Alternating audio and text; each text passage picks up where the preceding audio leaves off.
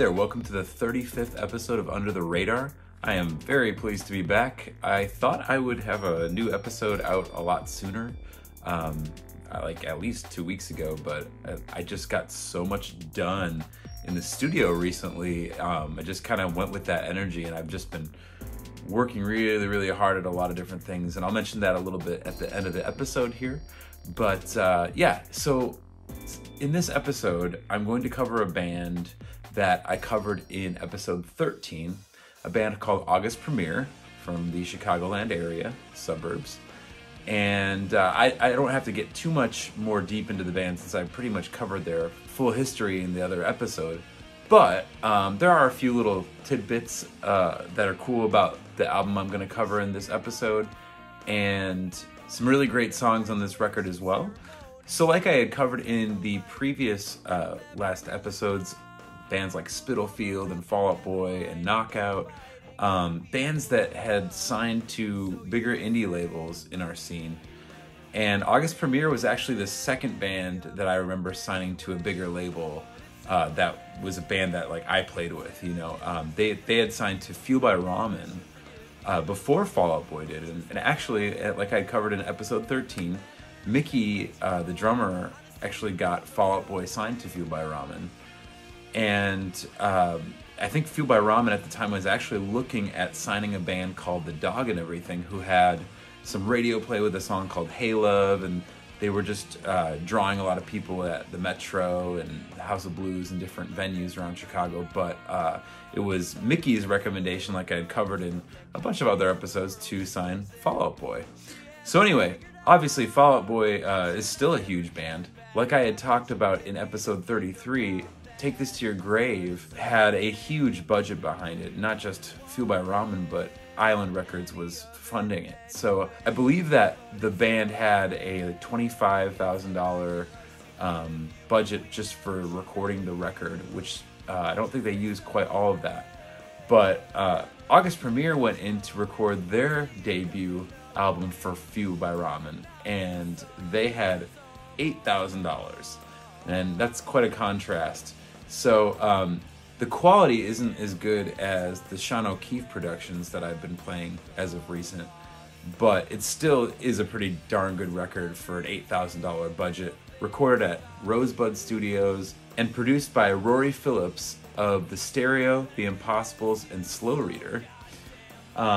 This record definitely took it to the next level. There were 3 songs on this album that were re-recorded from their debut EP, Balloons Everything's Okay. And one of those songs that was re-recorded for this, it was the opening track to this album, Fireworks and Alcohol, a song called Baker's Song.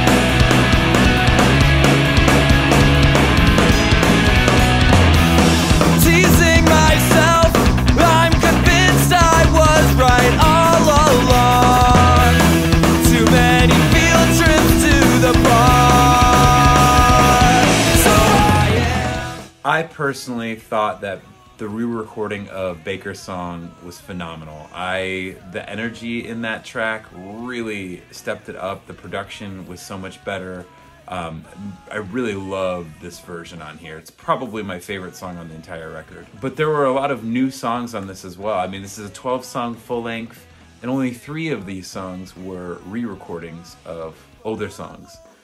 Now, the title to this record, Fireworks and Alcohol, Now, I remember Tom Conrad of 504 Plan saying this one time to me. It must have been like right when this record came out, but he had said August Premier's mentality when writing songs is it needs more beer.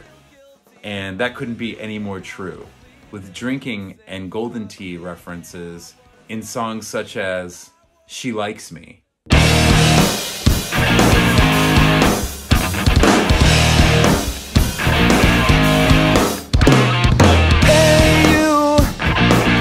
I'm getting pretty sick of all the crazy things you do. Somewhere out there, there's another one that treats me better than you. She likes me for who I am, and that's fine by me. She likes me for who I am. I know it's hard to believe, but she'll come and drink with me.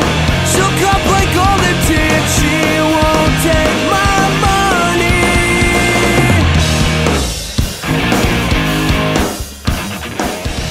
In addition to August Premier's lyricism pertaining to alcohol, the band also took a lot of lyrical liberties with songs such as Fisticuffs. Well, I don't like you standing so goddamn close to me, and I don't need you criticizing my abilities. Where the fuck did you go, motherfucker? Goddammit, how the fuck have you been?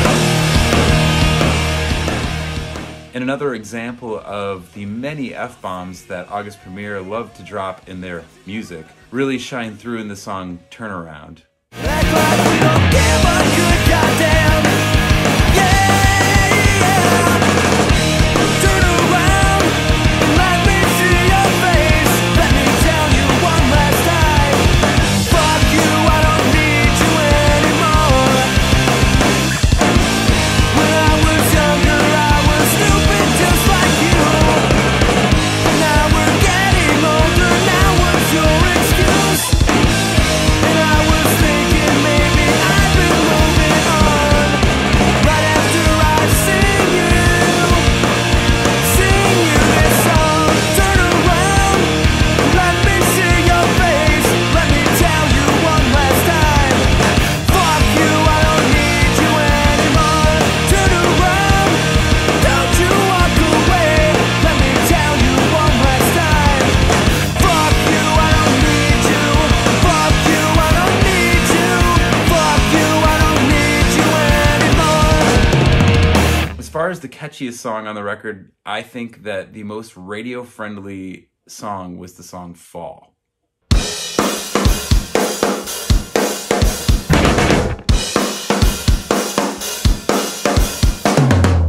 I wonder if we'll ever see through this. I wonder if we'll ever come undone. I wonder if the world will fall apart before we get a chance to get it right. Get it right. And we've seen everything a million times, and we've heard all about tomorrow, and we've done everything a million times, yet we're still scared to see tomorrow. And everything changes. That song had almost like some like lit qualities, some like sugar cult pop punkiness to it, but then it also had, of course, the August Premier borrowing from like Smoking Popes in their music, so that came through with a little Alkaline Trio and Alistair, and I just think that song, that should have had a video. That was a really, really catchy song. Last but not least here, the final song on the record is just another one of those awesome August Premier classics that people just loved. I remember playing with them. We did a reunion show, my old band Midwest Blue, at Clearwater Theater. It was many years after both our bands had broken up, and they played this song, and it's definitely one of my favorites by the band. It's called Dear Chicago. It won't be long till the dream we had of moving out will carry on.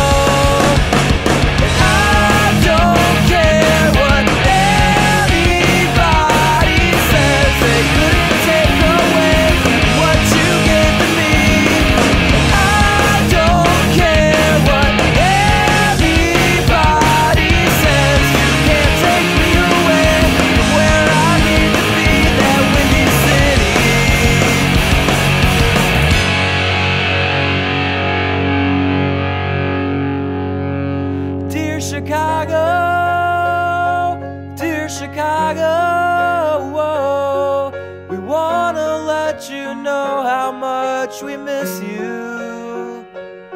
And we can't wait to get back to the city that we love. With open arms we'll say sweet home Chicago. Dear Chicago, dear Chicago, we wanna let you know how much we miss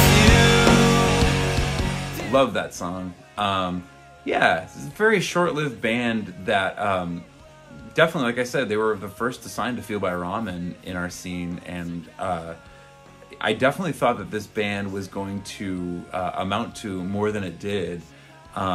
Unfortunately, the band just never found a booking agency or agent to get them on good tours, and I don't know exactly all the things that happened, but a very short time after the record came out, the band just kind of hung it up, leaving the other members to go on to do other things.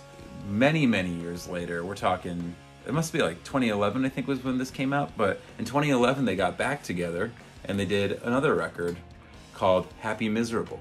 That was released on Pacific Ridge Records, which also put out a Blink-182 tribute record, I think they did, and Mickey also played in Show Off for a minute there, and Pacific Ridge put out Show Off's EP that Mickey played on.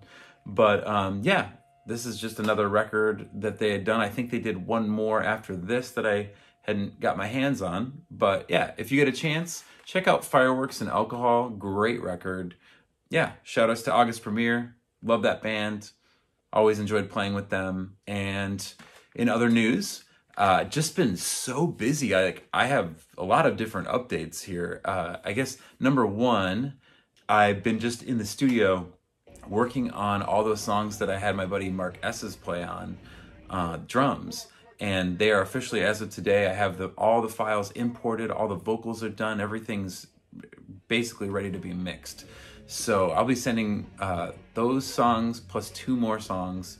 That'll be 5 songs total being mixed by James Paul Wisner for the Red Tape that I'm working on. Also just been grinding on hip-hop and R&B based songs that I've been working on for the Red Tape as well.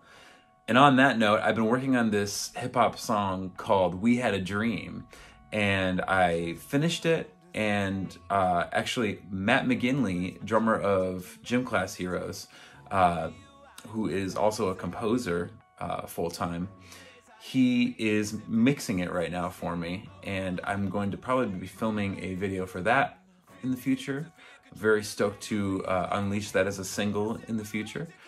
As well as the Pearls video. Finally got that wrapped up. My buddy Shimon finished filming in the desert, and the stills that he sent me just look so good. I can hardly wait to see how that turns out with the band footage that we shot last June. Really, really pumped to see that come together soon. And yeah, as far as other things, just I'm gonna keep grinding here and working on things, scripting videos, scripting my dialogue for the Red Tape, and yeah, hopefully I'll be back quicker this time with another episode. I look forward to covering some more releases. I think I only have like 2 more from like 2003, and then I'll be moving into the 2004 local releases by bands that I knew. But yeah, pumped to keep unraveling this series. I want to just say thank you very much if you've been watching, and thank you for liking and subscribing to my YouTube channel here. And I will have more for you soon. Thank you for your time.